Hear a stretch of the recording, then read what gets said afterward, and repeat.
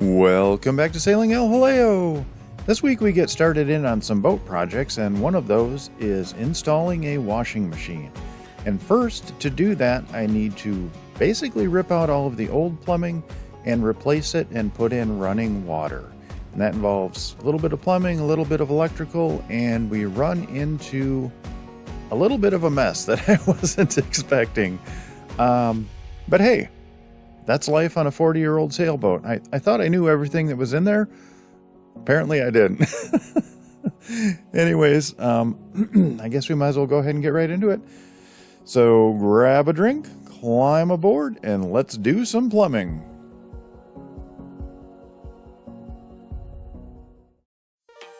El Jaleo was originally plumbed with braided PVC tubing, and I think that's probably the most common way that it's done.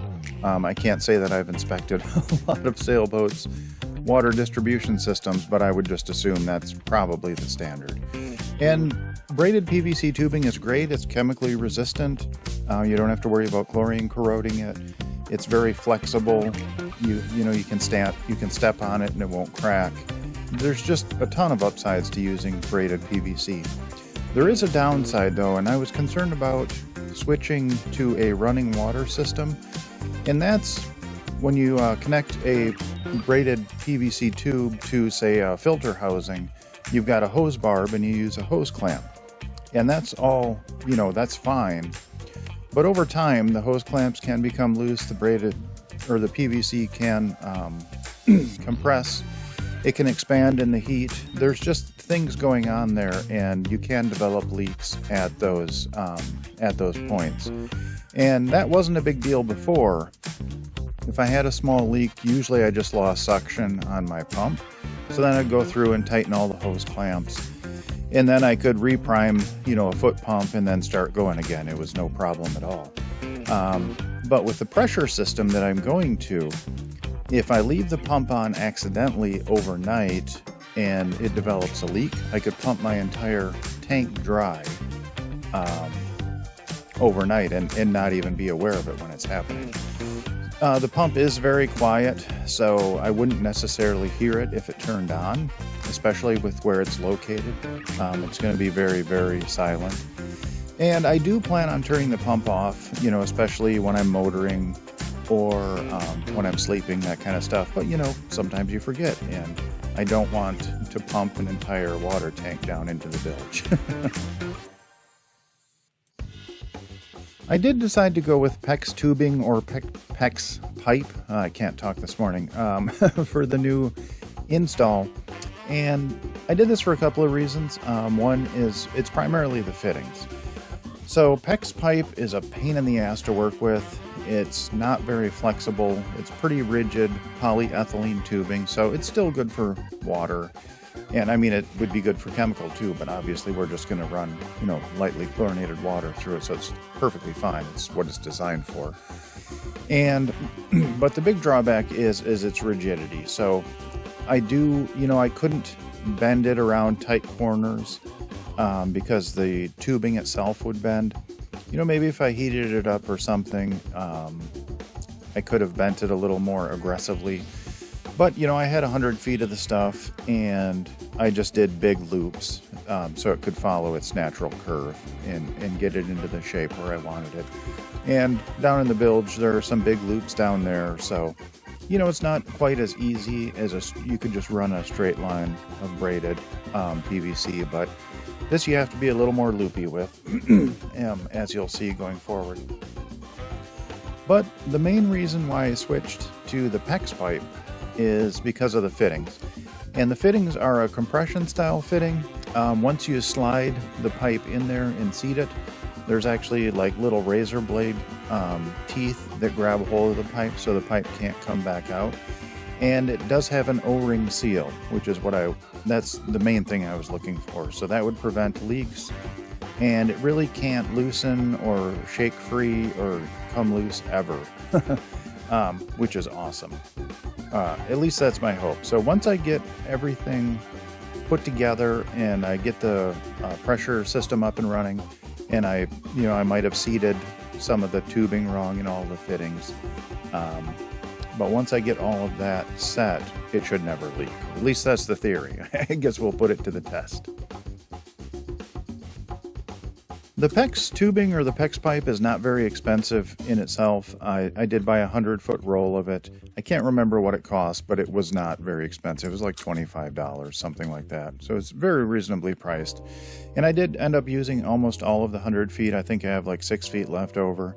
You know, with the big loops and stuff, you kind of burn through it pretty quickly. And so the problem isn't the PEX pipe, the cost side of it, but the problem is the fittings. The fittings are very expensive, but that's, you know, the fittings are a little more complex than a hose barb, and that's the reason why I wanted them. So they do run between like $8 and $20 each for the fitting, you know, depending upon the complexity. A standard fitting, 90 degree, just half inch to half inch, is like $8 or $9. Once you get into ball valves and stuff like that, they are more expensive. I think they were around, I can't remember exactly, like between $16 and $20. So it was a little bit of an investment. I think all in for the new plumbing, all the fittings and everything, I think I was around between $500 and $600. So it was a little more expensive than I anticipated. You know, you don't really, all the fittings for the pump and the housing and your sink connections and all of that, you know, and you want to isolate stuff. So, you know, I have shutoffs for the washer and for the hot water heater. So, you know, stuff adds up pretty quickly once you get into redoing the entire boat. As I was running the water line for the kitchen sink, I ran right into a problem of my own making. And I seem to be doing that more and more often. You know, in the beginning, I was in such a hurry to get everything converted over so we could leave Delaware City. We were on a very short timeline. I didn't know how long all this stuff was going to take. And to be brutally honest, I just did a lot of things half-assed. And this was one of those things here. When I tore out the old refrigeration system, I left some of it in place because it was tied into the raw water intake on the engine, and I would have had to have removed part of the floor to get certain piping out, and I just didn't want to deal with it at the time. But now it was time to get that fixed. And down in that cubby hole there is where a lot of oil and fuel and, you know, that kind of stuff was stored. So it was very dirty. There was oil residue in there everywhere. So this was a good opportunity to clean up that mess and to get all of that oil residue out of there and get it cleaned up, which I did. And I'm running into other problems, you know, with the electrical system. I left some old wiring in place, which I should not have done. And when I installed new wiring, I did it in kind of a half-assed fashion. And I'm actually going back, especially with the DC to DC project, and I'm correcting a lot of those issues.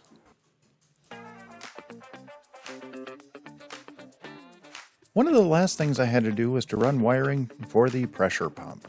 And I did have some 12 gauge wire left over from a previous project, and that worked out perfectly.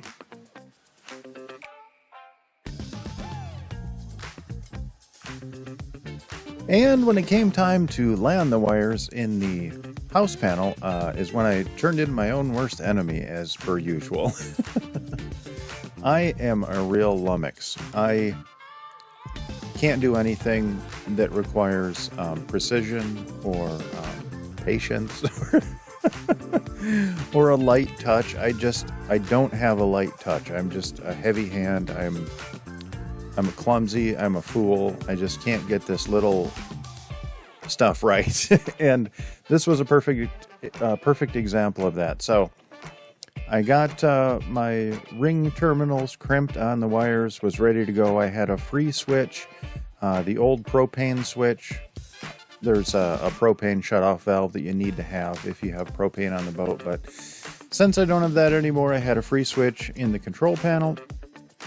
And I thought I'll just use that switch. So I needed to pull the old wire out. So on the back, I disconnected the hot in the ground, and I was pulling it out carefully from the control panel. There's tons of wires in there.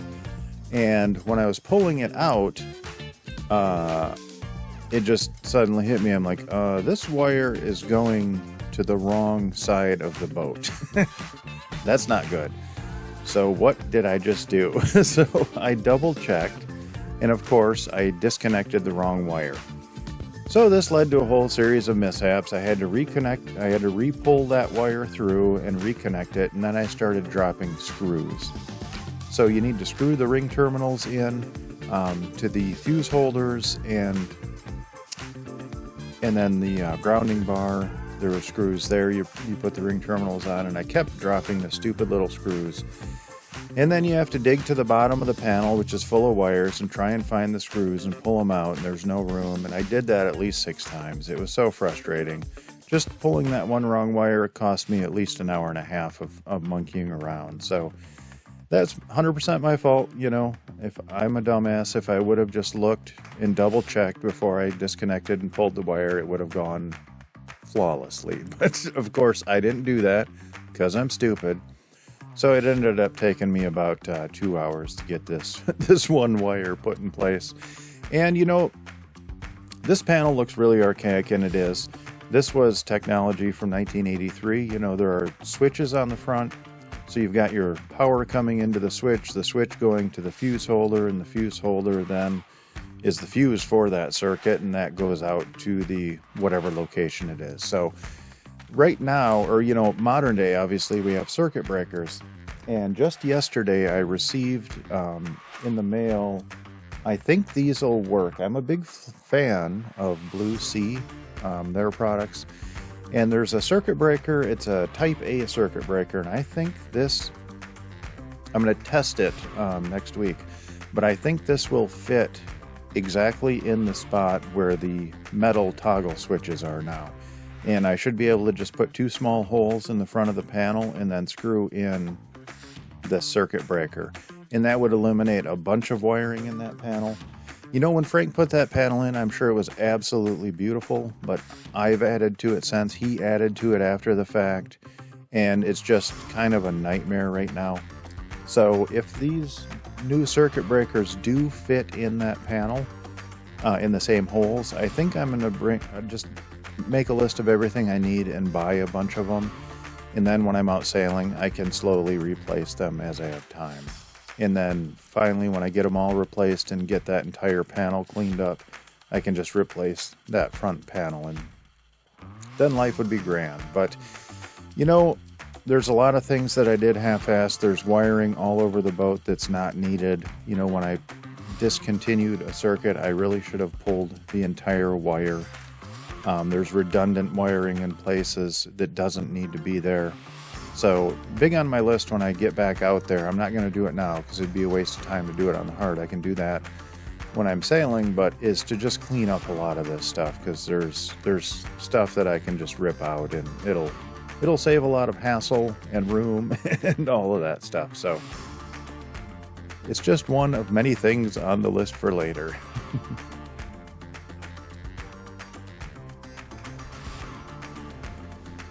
Hey y'all, I thought I'd give you a tour of our updated water system. So here we have our 2 water tanks, and this one on this side actually has a little leak in it, so I've got to take this top off and recoat this water tank. But there are 2 of them. There's one on this side and then one on the other side. I've just got this one opened up so it can dry out completely, which it looks like it almost is, before I try and repaint that. So anyway, we've got our 2 water tanks. The pickups come out and come down here where we've got isolation valves for the 2 tanks, so we can have either one going at a time. And then they go under, the tubing goes underneath the floorboards, comes over here, and then we come up to our pressure pump, which is right here, and that's going to be running the system. That's just a little pressure pump there. And from the pressure pump it comes out to this filter housing here, and there's going to be a carbon filter in there which will filter out any chlorine. From there it comes out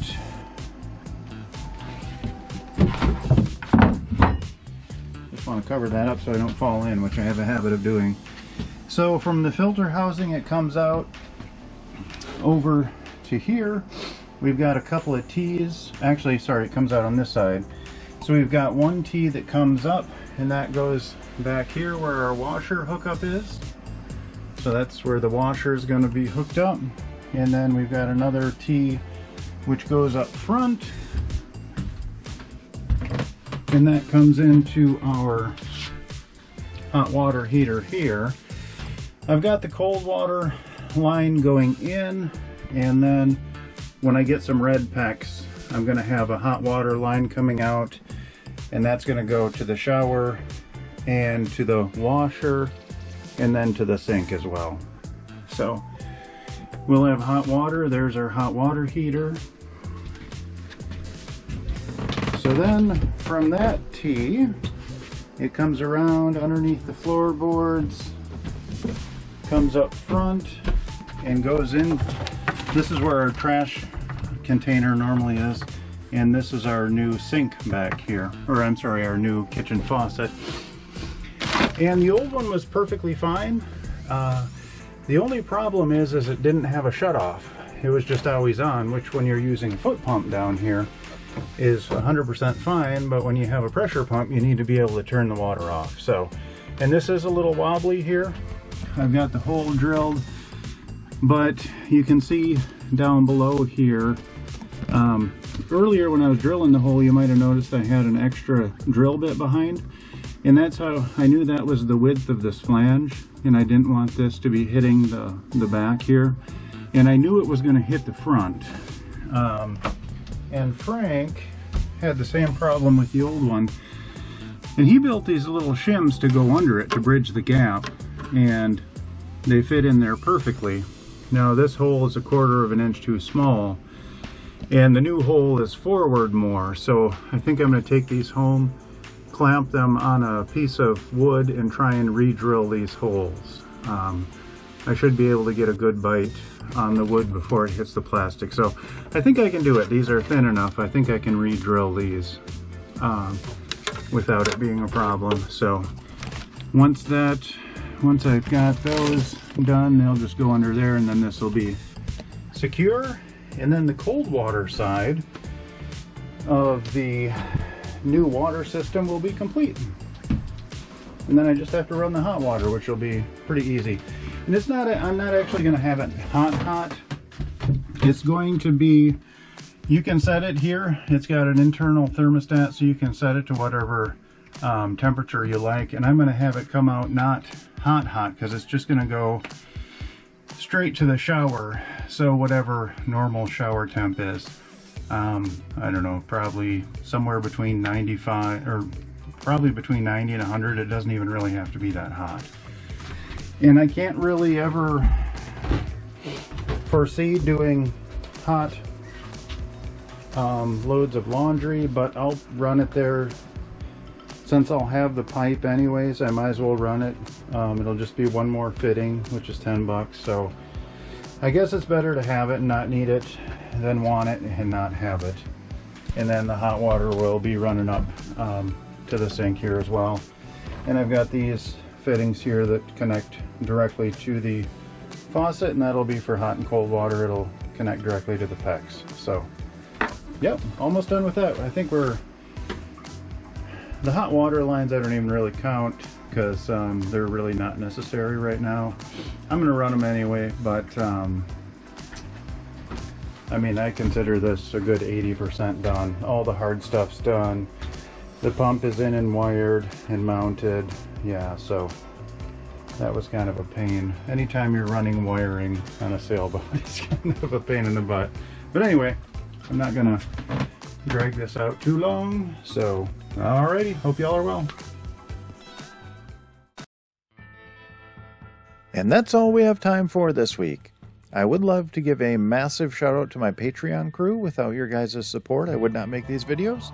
And my Patreon crew is Joan and Judy Judnick, Val and Chris Alcorn, Denise and Eli Sackett, Sherry Erickson, Deb Shaw, and Matthew Spotton. Thank you guys so very much. Your support means the world to me. And I do have one legacy patron member. Her name is Joan Lindbow. Unfortunately, she has passed on, but she'll live on in our hearts forever. We miss you, Joan. If you are interested in joining our Patreon crew, there is a link in the description down below, and that'll take you to our Patreon page. And that'll give you access to a whole bunch of extra behind-the-scenes photos, videos, real-time updates of what's going on, where we're at. And you'll also help support the channel, which would be awesome. If you do like our videos, please like, comment, and subscribe. That doesn't cost you guys anything, but it helps us out immensely. Alrighty, I hope you all are well, and we'll see you next week.